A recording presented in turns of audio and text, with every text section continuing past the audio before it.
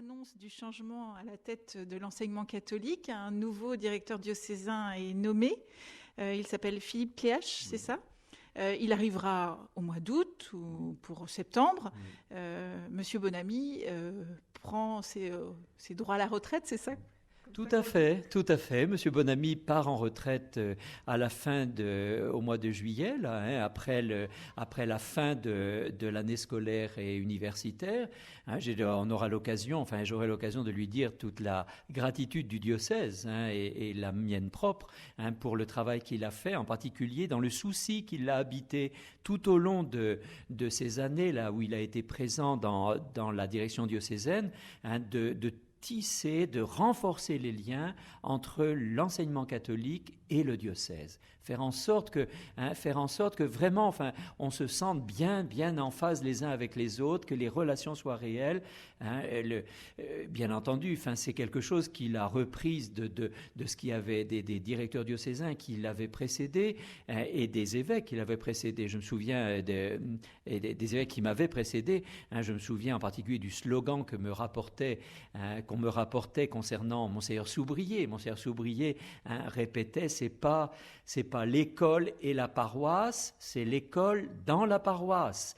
C'est pas l'enseignement catholique et le diocèse, c'est l'enseignement catholique dans le diocèse. Monseigneur Soubrier répétait ça souvent, répétait. Et puis je crois que Monsieur Bonamy a eu ce souci de renforcer les liens qui sont réels, du point de vue par exemple de la catéchèse, les liens entre le service de la catéchèse et les animateurs en pastoral scolaire, du point de vue de la relation de l'évêque avec les chefs d'établissement, du point de vue de toutes ces possibilités qui sont offertes pour faire en sorte que on s'entraide réciproquement, quoi.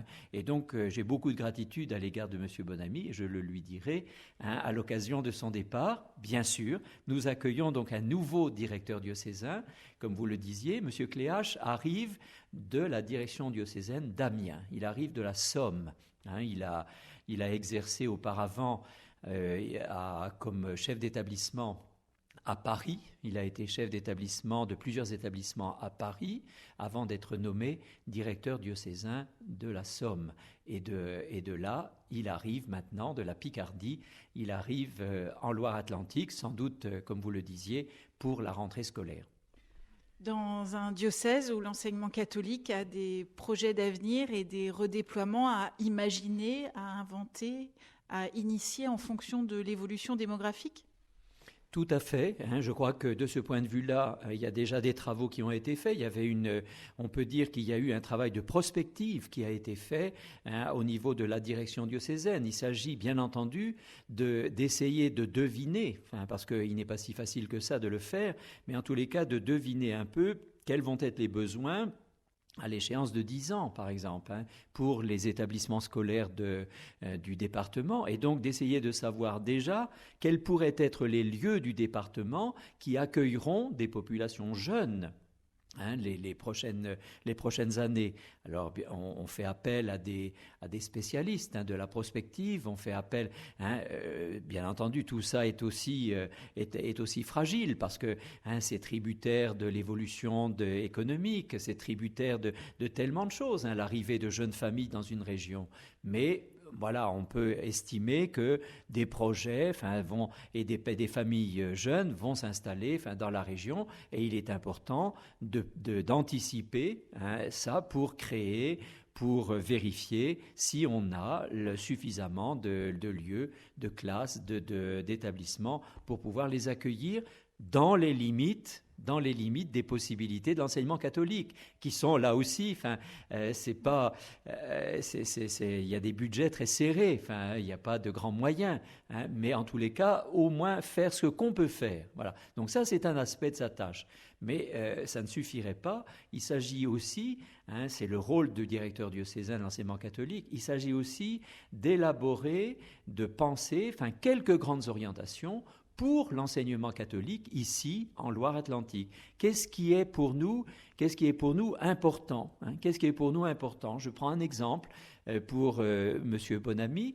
Monsieur Bonamy a pensé que, étant donné qu'il y a en gros 300 établissements scolaires, 300 établissements concernés dans le département, il a pensé que c'était important de signifier davantage le désir de la part de la direction diocésaine d'aider les établissements dans l'animation de leur établissement. Et donc, il a développé ce qu'on appelle des visites de tutelle. Des visites de tutelle, c'est-à-dire que le diocèse, qui est la tutelle de beaucoup des établissements, le diocèse a veillé à ce que chaque établissement ait un projet éducatif, que chaque établissement ait un projet pastoral, et puis d'écouter le chef d'établissement, les corps enseignants, les parents d'élèves, le personnel administratif, les jeunes qui sont accueillis, pour voir un peu comment se vit très concrètement la vie de l'établissement, faire un rapport au terme de la visite et faire des préconisations pour faire avancer l'établissement. Eh bien ça a été voulu par M. Bonamy dans la perspective d'aider les gens, c'est pas une visite de contrôle, c'est pas une inspection si on veut, mais c'est simplement, encourager, stimuler, les uns les autres dans leur tâche qui est très belle, mais qui est aussi complexe. Soutenir ce qu'on appelle le caractère propre des établissements, c'est ça ? Aussi le caractère propre des établissements, c'est-à-dire comment est-ce qu'on honore cette particularité du caractère catholique de l'établissement.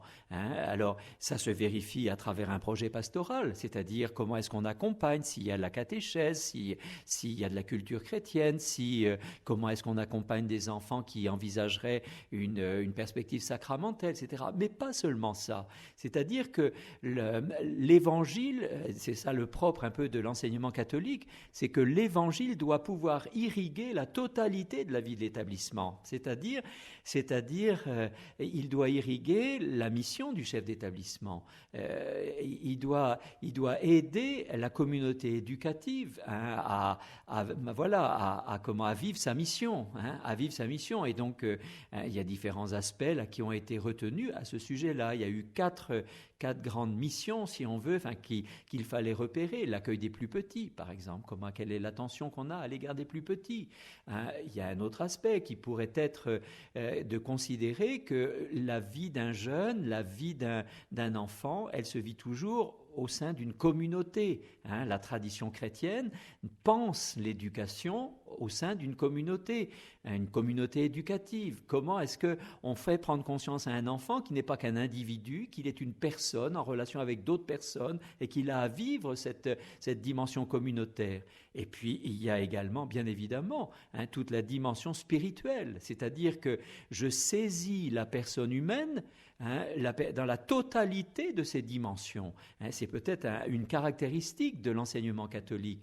C'est que je considère que la personne humaine est tout autant sociale, sexuée, capable d'intelligence et spirituelle. Et ça, c'est très important. Comment est-ce que j'honore la dimension spirituelle de chaque personne ? Vous voyez, il y a une série de caractéristiques qui ont été définies et qui disent ce qu'est le propre, le caractère catholique, on pourrait dire, des établissements. Et ça, bien entendu, il y a une vigilance à avoir pour que ce soit honoré. Et ça n'est pas si facile que ça. Ça n'est pas si facile que ça parce que l'institution est énorme et considérable.